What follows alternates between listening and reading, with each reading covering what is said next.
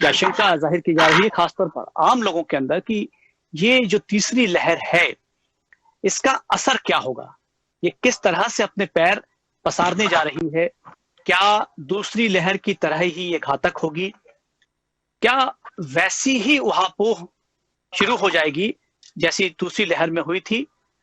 अलग अलग विशेषज्ञ जो हैं अलग अलग बात बता रहे हैं। डॉक्टर्स का कहना है कि सतर्क रहने की बहुत ज्यादा जरूरत है, लेकिन जो सबसे बड़ी खबर सामने आ रही है, जो लगातार मीडिया के द्वारा कहा भी जा रहा है कि ये जो ओमिक्रॉन का वेरिएंट है ये बहुत तेजी से फैलता है। आने वाले 4 सप्ताह में ये 4 गुना तेजी से फैलेगा। पूरे देश में हो सकता है कि 10 लाख से 12 लाख पेशेंट हर दिन आना शुरू हो जाएं। प्रदेश में लगभग 25-30 हजार शुरू हो जाएं। इंदौर शहर की बात की जा रही है कि इंदौर शहर में एक दिन में 5,000 पेशेंट भी आ सकते हैं। तो सवाल यह है कि अब जब इस तरह से कयास लगाए जा रहे हैं और दूसरी लहर का जो खौफ हम देख चुके हैं, उसकी भयावहता हम देख चुके हैं, तो अब तीसरी लहर के लिए कैसे तैयारी की जाए। डॉक्टर्स अपनी बात कहते हैं, लेकिन आम आदमी भी इस वक्त इतना जागरूक हो चुका है कि वो अपने तय भी सावधानियां रख सकता है, अपने आप को सुरक्षित कर सकता है। पिछली बार हमने जब बात की, हमने देखा कि अलग अलग लोगों की अलग अलग इसमें भूमिका रही। डॉक्टर्स की खास भूमिका रही इस पूरे घटनाक्रम में जब कोरोना की दूसरी लहर आई थी। सोशलिस्ट जो थे उनकी अपनी अलग भूमिका रही, आम आदमी की अलग भूमिका रही, अलग अलग तरह के लोगों ने अलग तरह की भूमिका निभाई। लेकिन इस वक्त साधना न्यूज पर हमारे साथ में कुछ विदुषी महिलाएं मौजूद हैं और हम ये कहना चाहते हैं कि देखा जाए तो समाज में सबसे ज्यादा अगर भूमिका महत्वपूर्ण रही तो वो माँ की रही, महिला की रही, क्योंकि महिला ने अपने बच्चों को, अपने परिवार को अवेयर किया और हर परिवार अवेयर रहा। इस तरह से हम दूसरी लहर में भी काफी कुछ अपने आप को बचा सके और कमोबेश यही स्थिति तीसरी लहर में भी होगी। इस वक्त हमारे साथ में मौजूद है डॉक्टर सुषमा रावत जो पेडियाट्रिक हैं। हमारे साथ में विनीता राज मौजूद हैं जो वर्ल्ड डीलर की डायरेक्टर हैं। हमारे साथ में नीलिमा गुप्ता जी मौजूद हैं जो एग्जीक्यूटिव प्रिंसिपल हैं हेलेना ग्रेडी की। और हमारे साथ में साक्षी मौजूद हैं, साक्षी तिवारी जो विंग्स इवेंट की ओनर हैं। हम आप सभी का स्वागत करते हैं और शुरुआत करते हैं डॉक्टर रावत आपसे कि आप, चूंकि आपका देखिए आपका अलग विजन रहा है और आपका अलग दृष्टिकोण रहा है और आपने कई पेशेंट को ठीक भी किया है, लेकिन आपका तरीका थोड़ा सा अलग रहा है। मैं आपसे पूछना चाहूंगा कि इस तीसरी लहर में लोगों को किस ढंग से आप सावधान करना चाहती हैं और क्या अवेयरनेस हो, क्या ऐसी सावधानियां हो कि वो इसकी गिरफ्त में ना आए। हाँ, बिल्कुल सही। हम सभी को एकजुट होके इस वायरस से लड़ना है और उसका मुझे एक सेंटेंस मुझे आप सबको देना है कि अपने शरीर को किले जैसा स्ट्रांग बनाओ। पुराने जमाने में जो राजा लोग अपना किला बनाते थे जिसमें दुश्मन एंटर नहीं हो पाते थे, उस तरह के शरीर को अगर किला बना लें तो आप फिर 100 तरह के वायरसेस भेज दें, हमारे शरीर को कुछ नहीं होगा। तो ये शरीर को किला बनाने का प्रोसेस क्या है, उसका दूसरा अर्थ है कि हमारा इम्यून सिस्टम हमको स्ट्रांग करना है। तो उसमें सबसे महत्वपूर्ण भूमिका निभा रहा है विटामिन डी। तो हमको विटामिन डी का लेवल हमारा कितना रखना है, 70 to 150 नैनोग्राम्स पर ml। ये विटामिन डी हमें कहाँ से मिलता है? भोजन से एक भी पदार्थ से नहीं मिलता है, हमको सूर्य की किरणों से मिलता है। और सूर्य की किरणों से मिलने के लिए हमको छत पे जाना होगा, शरीर को एक्सपोज करना होगा, तेल मालिश करनी होगी, योगा करना होगा। उसके साथ हमको विटामिन डी सप्लीमेंट्स भी लेने होंगे। वो पाउडर के रूप में भी हो सकते हैं और वो इंजेक्शन के रूप में भी हो सकते हैं अगर कमी बहुत ज्यादा है तो अगर हमने विटामिन डी लेवल नॉर्मल कर लिया, मतलब हमारा इम्यून सिस्टम नॉर्मल है, फिर कोई सा भी वायरस आ जाए। देखिए वायरसेस बदलते जा रहे हैं, जरूरी नहीं है कि एक वैक्सीन जो इस वायरस से फाइट कर रहा है वो दूसरे वायरस से भी करे। पर अगर विटामिन डी लेवल आपने सही रखा और इम्यून सिस्टम को स्ट्रॉन्ग कर दिया तो आप 100 वायरस भेज दें, वो विटामिन डी इम्यून सिस्टम उसको लड़के बाहर फेंक देगा। मैं आपको बीच में रोक रहा हूं, लेकिन पिछले 2 साल से जो लगातार डिस्कशन चल रहा है अखबारों में, टीवी चैनल्स में, मीडिया के माध्यम से, मुझे लगता है कि मैं शायद पहली बार ये बात सुन रहा हूं, या हो सकता है कि मेरा नॉलेज में नहीं है, कि विटामिन डी के माध्यम से हम कोरोना से बच सकते हैं। क्या वाकई ऐसा है? और यदि ऐसा है तो किस ढंग से अवेयर किया जाए लोगों को? जी देखिए, इसके बारे में आपको बताना चाहूंगी कि पिछले 15 साल से मैं सिर्फ विटामिन डी और लाइफस्टाइल से सारी डिजीजेस ठीक कर रही हूँ। तो मेरा उसमें कॉन्फिडेंस लेवल इतना था कि कोरोना आने से पहले 20 मार्च 2020 में मैंने वेब दुनिया पे अपना वीडियो दे दिया था कि आप विटामिन डी स्ट्रॉन्ग करें और हम कोरोना से बहुत अच्छा लड़ पाएंगे।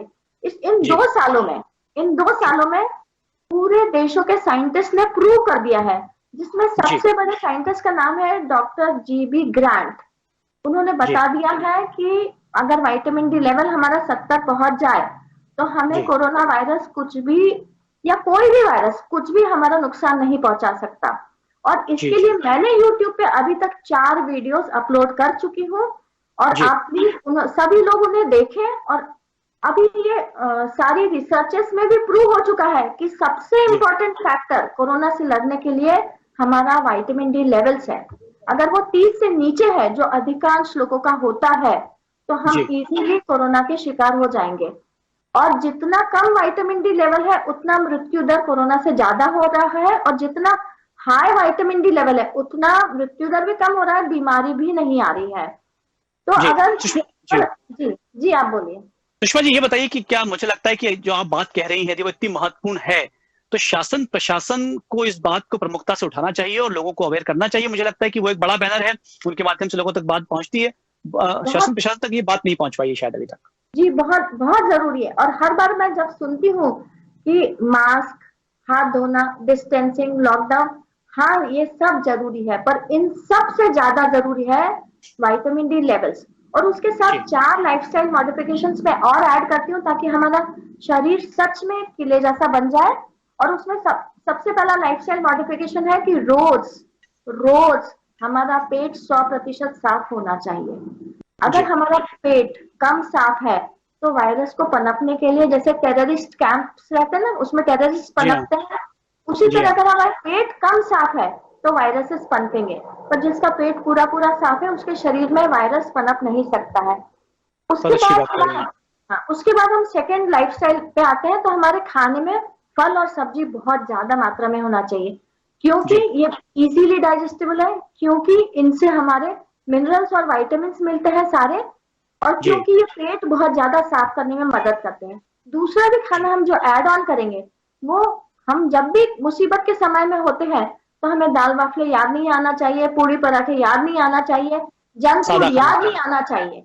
एकदम घर का बना हुआ सादा खाना, होटल तो बिल्कुल याद नहीं आना चाहिए। उसके बाद हम सूर्य स्नान ले, क्योंकि विटामिन डी वहीं से मिल रहा है। यस। उसके बाद हम सब योगा करें। हमारे प्रधानमंत्री ने इतना अच्छा काम किया है कि सारे स्कूलों में योगासन कंपलसरी कर दिया है। I am so happy. तो अगर हमारे देश के सभी लोग छत पे जाके धूप में मालिश करके योगा करते हैं तो 50% इम्यूनिटी यूं ही बढ़ जाती है। मुझे लगता है 4 चीजें आप जी बोलिए, 5वीं भी चीज है कोई, शायद बताइए। उसके बाद लास्ट हमारा इमोशनल बैलेंस हम बहुत अच्छा रखें। डरे नहीं। जब हम डरते हैं तो हमारे सारे नेगेटिव हार्मोन्स पैदा होने लगते हैं, और जब हम कॉन्फिडेंट हो जाते हैं तो हमारे पॉजिटिव हार्मोन्स पैदा होते हैं, और जिनसे हमारा इम्यून सिस्टम स्ट्रांग हो जाता है। एक YouTube पे आपको ये भी वीडियो मिलेगा मेरा, जिसमें मैंने 25 अडल्ट पेशेंट्स को कोरोना के लिए ट्रीट किया है, जिसमें मैंने सिर्फ विटामिन डी और लाइफस्टाइल यूज किया है।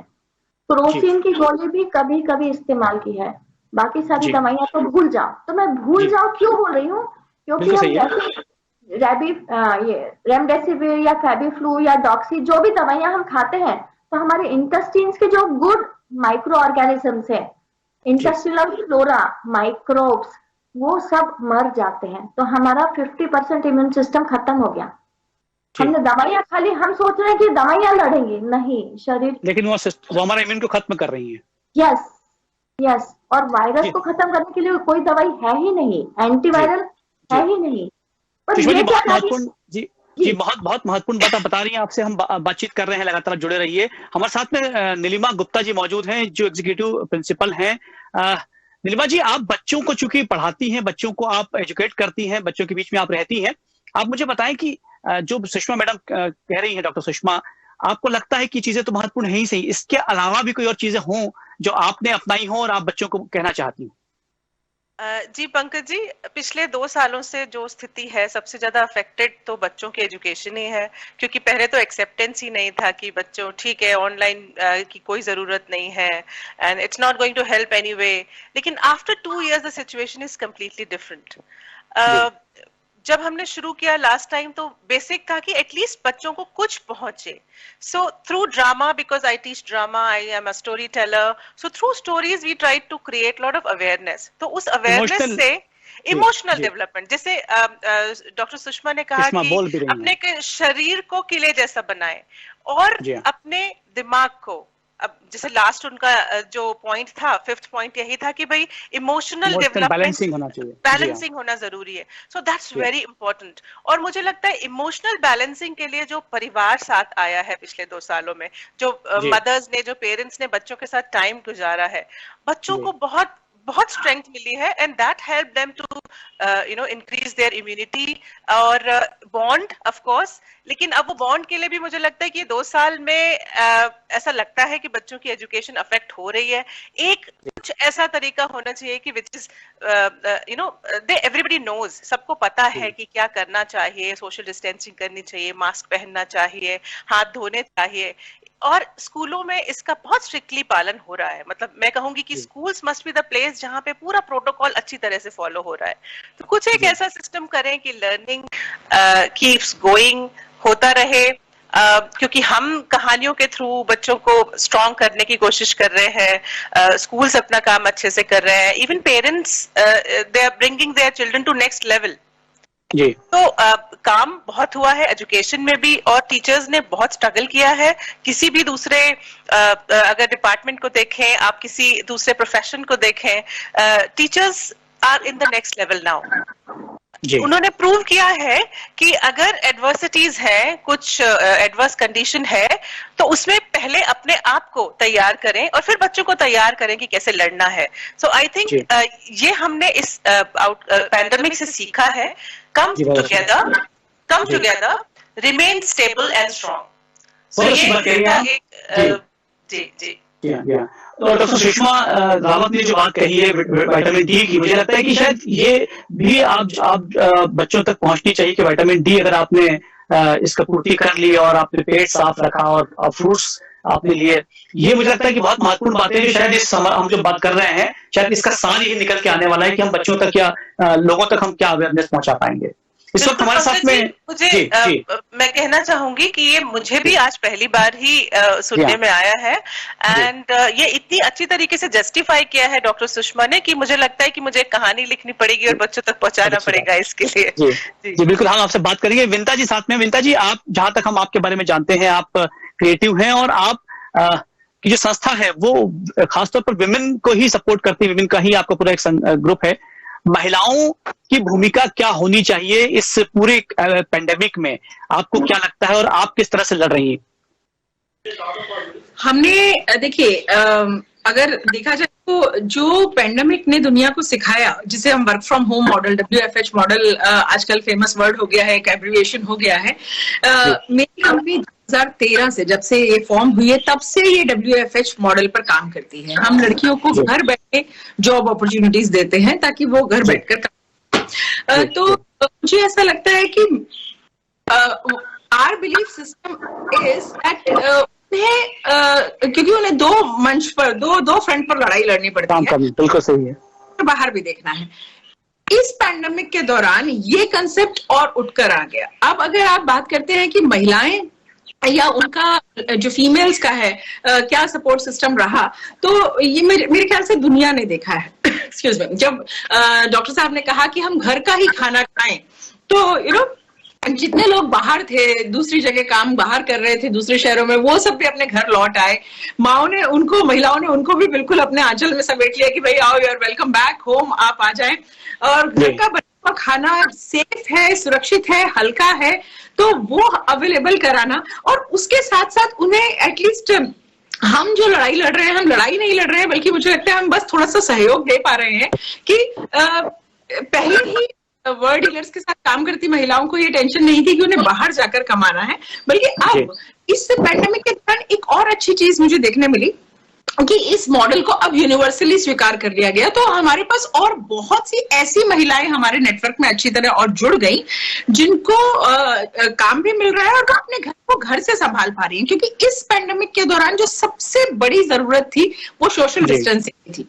हमने पहले दिन से माना कि हम लोगों से दूर रहें. अब इस दौरान मैं खुद पिछले 2 साल से अपना ऑफिस अपने घर से चला रही हूँ। आप बैकग्राउंड देख सकते हैं, मैं अपने घर की खिड़की के बिल्कुल पास बैठी हुई हूँ। मैं तो I am running my office from home. तो यहाँ जो लड़ाई हम लड़ पा रहे हैं वो ये है कि अब ऐसे में जब मेरी बेटी भी अब घर पर है, घर से ऑनलाइन एजुकेशन ले रही है, तो मैंने कुछ उसे भी कस्टमाइज करना सीख लिया है। महिलाओं ने ये लड़ाई सीख ली है कि वो दोनों फ्रंट पे, जो पहले थोड़ी सी महिलाएं जो जुड़ी हुई थी हमारे साथ, वो इस होम और बाहर के फ्रंट को मैनेज करती थी, अब मुझे लगता है सभी महिलाओं ने, सभी प्रोफेशनल महिलाओं ने इस चीज को, इस लड़ाई को सीख लिया है कि हम घर पे घर भी संभाल सकते हैं, हम घर पे ऑफिस भी संभाल सकते हैं, हम घर पे ही बच्चों को भी संभाल सकते हैं, हम घर पे ही उनका स्कूल भी संभाल सकते हैं, हम घर पे ही अपने पति का ऑफिस भी संभाल सकते हैं, हम घर पे अपने बेटे का ऑफिस, बेटी का ऑफिस भी संभाल सकते हैं, हम सब कुछ एक घर पर ही संभाल सकते हैं। So I guess in terms of efficiency औरतें बहुत मजबूती से लड़ी हैं इस दौरान, ये मेरा मानना है। आई गेस कुछ कनेक्शन प्रॉब्लम हुआ है सर की तरफ। तो ये मेरा मानना है कि औरतों ने घर पर एक ही मैदान पे 6-6, 7-7 लड़ाइयां एक साथ लड़ने की प्रैक्टिस कर ली है। अब तो वो बिल्कुल सुपर डुपर स्ट्रांग हो गई है।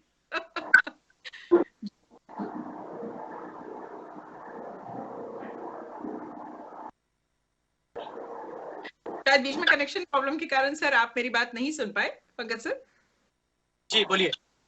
मेरा यही कहना था, यही बताया कि चूंकि महिलाएं, पहले थोड़ी सी महिलाएं थी जो इस मॉडल पर काम कर रही थी, लेकिन अब दुनिया भर की औरतों ने इस मॉडल पर काम कर लिया और उन्होंने अपने घर के फ्रंट पे अपनी बेटी का स्कूल भी लाया, अपने घर के फ्रंट पे अपने पति का ऑफिस भी लाया, खुद का ऑफिस, अपने बेटे का ऑफिस, अपनी बेटी का ऑफिस, जितने भी मेंबर्स हैं उनके रिस्पेक्टिव फ्रंट्स को एक ही फ्रंट पर खड़े होके 6-6, 8-8 लड़ाइयां लड़ना, फ्रंट संभालना जो है वो उन्होंने सीख लिया है। तो मुझे लगता है इस पेंडेमिक में औरतें और मजबूत होकर बाहर आई हैं।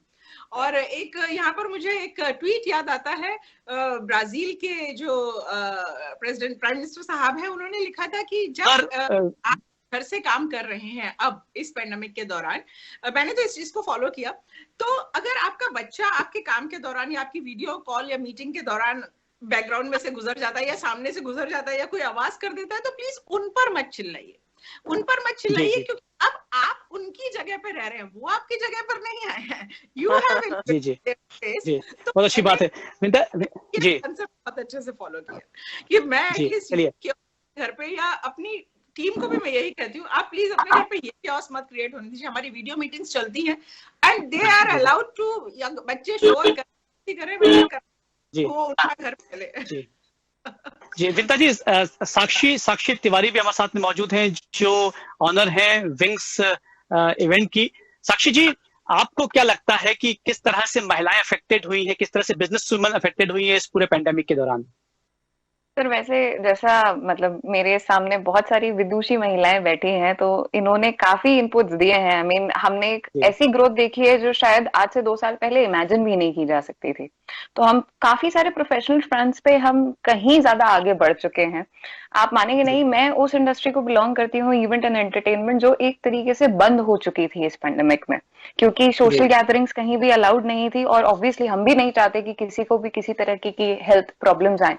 बट एक जो चेंज, एक जो चीज हमने आगे बढ़ते हुए देखी है, पहली बात तो ये कि लोग सीखते जा रहे हैं, लोग अपने आप को अपडेट करते जा रहे हैं, लोग ये देख रहे हैं कि किस तरीके से वो अपने आप को सेफ रखते हुए अपने काम को आगे बढ़ा सकते हैं। दूसरी बात ये है कि लोगों ने अपने आप को मैनेज करना सीख लिया है, और साथ ही साथ I will be very happy to tell you, हमने जो पैंडेमिक के बीच में भी जो कुछ इवेंट्स किए हैं, जिस तरीके से हमने काम किया, हमने ऑन ग्राउंड भी इवेंट्स किए हैं, we had a 100% success rate of no COVID cases at that point. हमारे किसी भी इवेंट पे सर, उसके लिए बेसिकली वही था, हमने मास्क कंपल्शन कर दिया था इवेंट्स में, सैनिटाइजर्स हमने पूरे प्रॉपर किए थे, और जैसे कि जो इनिशिएटिव था by our dear prime minister and collector साहब एज वेल फॉर इंदौर, कि बिना आपके डोज के सर्टिफिकेट के, आपके वैक्सीनेशन सर्टिफिकेट के बिना हम आपको अलाउ ही नहीं कर रहे थे in the venue. So that ways ये चीज क्या थी कि इसने कहीं ना कहीं लोगों में अवेयरनेस भी रखी और साथ ही साथ हम सभी को सेफ रखा। अभी भी जैसे रिस्ट्रिक्शंस आ रहे हैं, अभी भी नंबर ऑफ मेंबर्स जो कम किए गए हैं इवेंट्स में, पब्लिक गैदरिंग्स में, ये अच्छी बात है, बट मैं यही सोच रही हूँ क्योंकि अब हम अवेयर हो चुके हैं, अब हम लोग उतने एजुकेटेड हो चुके हैं कि हम पब्लिक प्लेस में अपने आप को किस तरीके से सेफ रखें, ये चीज हमें पता है। तो आई थिंक अब जो आने वाले जो हमारे सर्कमस्टांसेस हैं, आने वाले जो सिचुएशंस हैं, उसके लिए अब हमें थोड़ा भरोसा पब्लिक पे भी करना चाहिए, हमें प्रोफेशनल्स पे करना चाहिए, ताकि बिजनेस की जो ग्रोथ ऑन ग्राउंड है, देखिए आप कितना ही वर्क फ्रॉम होम कर लें, आप कितना ही डिजिटली काम कर लें, जो आप ऑन ग्राउंड ऑन साइट जितना काम, बिल्कुल, क्योंकि आपका अपना एक फील्ड इवेंट्स का भी है, तो ये बात सही है कि अगर आप इवेंट्स में हैं तो आप जो है वो बाहर आकर काम करना होगा, लोगों को आना होगा। वही सर जी, लेकिन जो आप जो कहना चाह रही हैं कि मास्क और सैनिटाइजर से शायद अगर हम इसका उपयोग करते हैं तो शायद बाहर रहकर भी हम सुरक्षित रह सकते हैं, आप ये कहना चाहते हैं? सर मैं तो मान के चलिए, मैं मेरे पूरे 2 साल के प्रोफेशनल जर्नी में सेफ ही इस कारण रही हूँ कि मास्क और सैनिटाइजर मेरे पास हमेशा अवेलेबल था। जी, चलिए हमारे पास समय कम है, हम डॉक्टर रावत हमारे साथ में मौजूद हैं। डॉक्टर रावत, हम आपसे बातचीत करना चाहेंगे कि बहुत संक्षेप में क्या आपको लगता है कि वाकई अगर सिर्फ हम अवेयर हो जाएं मास्क को लेकर, सैनिटाइजर को लेकर, तो क्या हम बच सकते हैं, हम भीड़ में जाकर भी बच सकते हैं? नहीं, हमें ना देखिए एक संपूर्ण सुरक्षा खुद के लिए चाहिए, मास्क भी चाहिए, सैनिटाइजेशन भी चाहिए, डिस्टेंसिंग भी चाहिए, और क्राउड इकट्ठा नहीं हो वो भी चाहिए, पर उससे ज्यादा जरूरी मैंने अपने मेडिकल प्रोफेशन में देखा है कि हमें अपना इम्यून सिस्टम स्ट्रांग करना है। जी, जो आपने पहले ही बात कही थी, बिल्कुल सही है। हाँ, तो वो सबसे ऊपर फर्स्ट रैंक पे आना चाहिए, जो हमारे देश में नहीं आ रहा है। और एक अभी व्हाट्सएप मैसेज ये भी चल रहा है कि हमें 2 साल हो गए और तो भी हम अपनी जनता को ये नहीं बता पाए कि हमें अपना इम्यून सिस्टम स्ट्रांग करना चाहिए, जबकि मैं अपने यूट्यूब पे 4 वीडियोस डाल चुकी हूँ, परंतु ये मैसेज नहीं आया कि खुद के ऊपर काम करो, खुद के ऊपर काम करो। एक बार इम्यून सिस्टम स्ट्रांग हो गया तो ऑफकोर्स ये जो हमारी बाकी चीजें जो साक्षी जी बोल रही हैं वो भी इम्पोर्टेंट है, पर नंबर 1 पे जो आना चाहिए वो इम्यून सिस्टम है। इम्यून सिस्टम में नंबर 1 पे आना चाहिए विटामिन डी, और हमारा देश इतना लकी है कि हमें सूर्य 10 महीने मिलता है। अगर आप अमेरिका जाए तो सूर्य आता है तो वो पागल हो जाते हैं, ऑफिस छोड़ देते हैं। हमारे यहाँ 10 महीने जब फ्री में मिलता है तो हम उसका रिस्पेक्ट करें, और उसका रिस्पेक्ट करने के लिए मैंने एक बुक कभी पब्लिश की है हिंदी और इंग्लिश में। हिंदी में कंचन किरणें और इंग्लिश में द गोल्डन रेस, उसमें सूर्य स्नान कैसे करना है उसकी पूरी विधि बताई है। तो मैं जनता से यही अपील कर रही हूँ कि खुद के ऊपर काम करें, खुद का इम्यून सिस्टम स्ट्रांग करें और हमारे देश को आर्थिक विपदा में न डालें। बहुत अच्छी बात आपने कही है। मुझे लगता है कि आज जो साधना न्यूज मध्य प्रदेश पर ये बातचीत हुई है, इसका सार अगर हम कहें, एसेंस कहें और सार्थकता कहें तो यही होगी कि हम ये जाने कि हमारा विटामिन डी यदि हमने आपको बैलेंस कर लिया, हमारा अपना पेट हमने साफ रखा, हम फ्रूट्स खाते रहें और हम धूप लेते रहें तो हम बच सकते हैं। और बाकी विंता जी से बात हुई और नीलिमा जी से बात हुई, साक्षी जी से बात हुई, तो हमको एक ही बात समझ में आई है कि हम अपने आप को सुरक्षित रख सकते हैं यदि हम थोड़ा अवेयर रहें, और जो डॉक्टर सुषमा रावत कह रही है उस पर भी ध्यान दें और बाकी जो अवेयरनेस है उस पर भी ध्यान दें। लगातार इस तरह की डिबेट्स हम अब तक पहुंचाते रहेंगे और अवेयर करते रहेंगे कोरोना की तीसरी लहर के लिए। आप देखते रहिए साधना न्यूज। Something about